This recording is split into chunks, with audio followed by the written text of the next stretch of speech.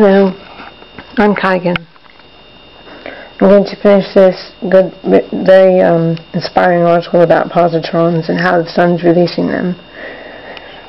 And it's going to change things for the better. And the positron shows that the original spiritual divine essence of our universe is finally being returned to us. This is the beginning of our merging more and more into the antimatter, the quantum spiritual invisible substance of our creation.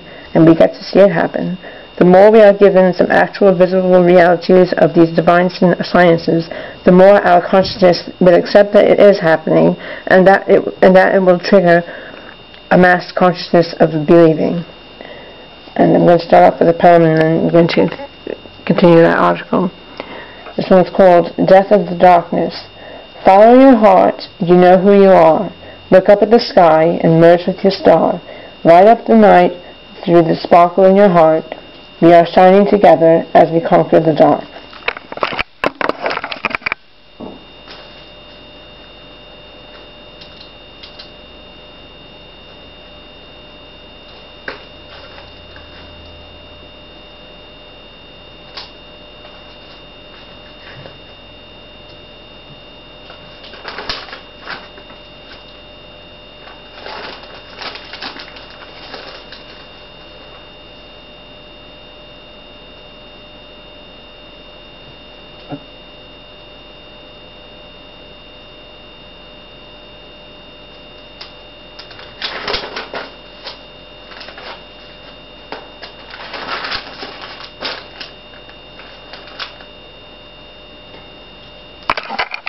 Here's another one called Agape, Universal Love.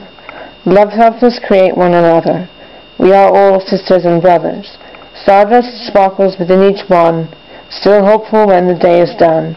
Their hope gives birth to so much joy, a brand new baby girl or a brand new baby boy. To remind us of our new reflection, we love you so much, do not fear rejection. Look in the mirror and ask who you are. If you hate what you see, then you're dimming your star.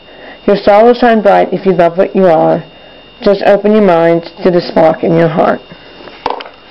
Okay, and here's the continuing of this article from in5d.com. Dmitry Slabuskin first observed the positron in 1929 while using a Wilson cloud chamber to try to detect gamma radiation in the cosmic rays. Slabuskin detected particles that acted like electrons but curved in the opposite direction in an applied magnetic field. Carl D. Anderson discovered the positron on August 2, 1932, for which he won the Nobel Prize for Physics in 1936. Anderson also coined the term positron. The positron was the first evidence of antimatter and was discovered when Anderson allowed cosmic rays to pass through a cloud chamber and a lead plate. A magnet surrounded this apparatus, causing particles to bend in different directions based on their electrical charge. The ion trail left by each positron appeared on the photographic plate with a curvature matching the mass-to-charge ratio of an electron, but in a direction that showed its charge was positive.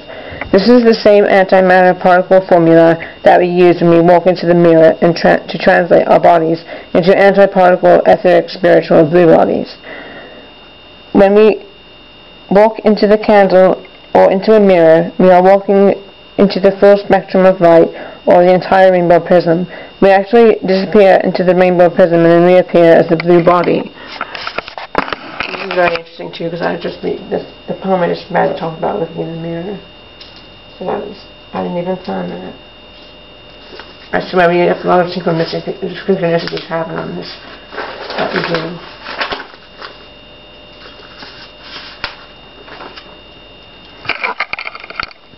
The rainbow prism is coming from intense electrical field like a magnetic mirror, which is the device used in thermonuclear processes that is the mirror. That nuclear process is actually contained within an intense dark field within the mirror. That same mirror effect exists within the brain. We are supposed to be able to walk all the way through the mirror and see ourselves on the other side. By practicing this walk through the mirror, we are adjusting our brains. We are reversing the way our mind works. We are training our minds to see the other side of reality, the quantum field that we think of as invisible, but it is not invisible. We have just had our brains turned off. so that we can't see the rest of reality. We have forgotten how to manifest the reality that we desire through our midbrain. We are preparing for our grand manifesting by practicing with the mirror.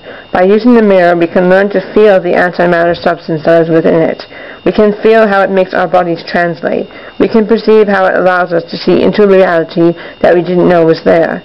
We can actually come face to face with antimatter.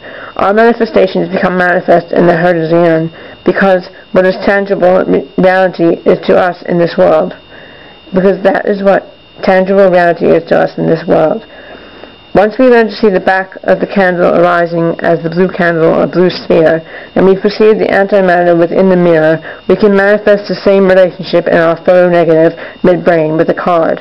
We can look at the card, and the back of the card will arise behind, just as the back or antiparticle self of the candle rose behind the candle. We must train the brain to facilitate antimatter. This is how we learn to see our parallel spiritual reality. This is what allows us to enter into the fifth dimension of Tara. We have a big gap missing from reality because our midbrain hasn't been used correctly in our lifetime. The mirror gives us back the part of the midbrain that we are missing. We are learning how to reverse our DNA into the subharmonics that create the 12 DNA reality. Working with the antiparticle spiritual reality allows us to bring all forms of those into tangible realities in the Hertzian visible manifest realm. By walking into the mirror, we turn on the extraordinary window in the brain that is the infrared psychic brain. This is how the infinite unknown holograms become the known manifest realities.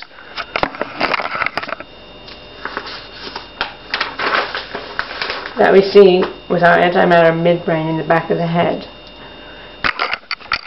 We can't begin to know the holograms that exist as Tara or inner Earth until we have trained our midbrain to hold the vision that is presenting itself in antimatter.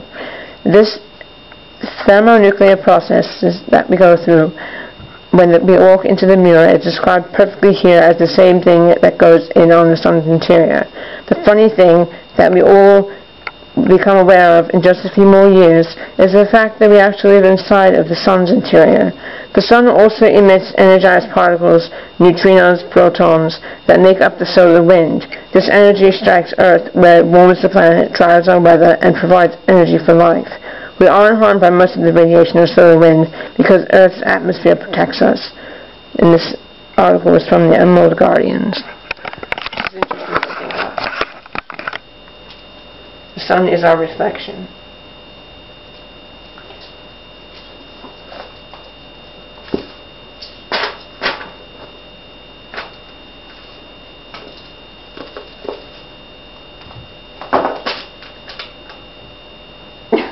Here's a poem that goes exactly with this, and I did not even plan this on purpose.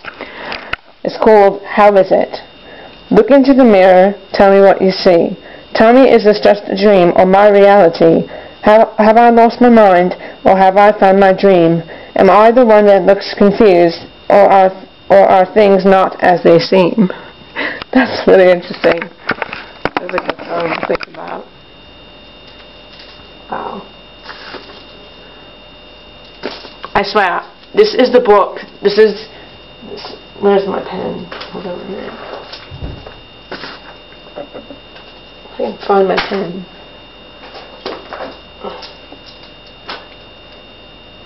Okay.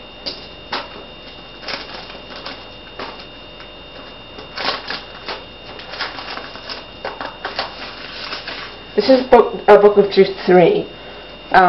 We're coming to the end of the Book of Truth 5. We're going to be starting the Book of Truth 6, but this is from the Book of Truth 3, and that's where we still are with reading along the show. So we have a lot of poetry that we won't run out of. But this is the Book of Truth 3, and I happened to pick it, and I happened to pick that page, and it went right with the article I was reading. I didn't even plan it. That is amazing. Always interesting to see how that happens. Okay.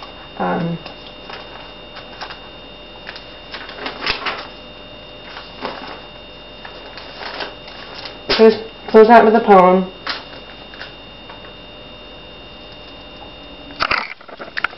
This one's called We Are Here.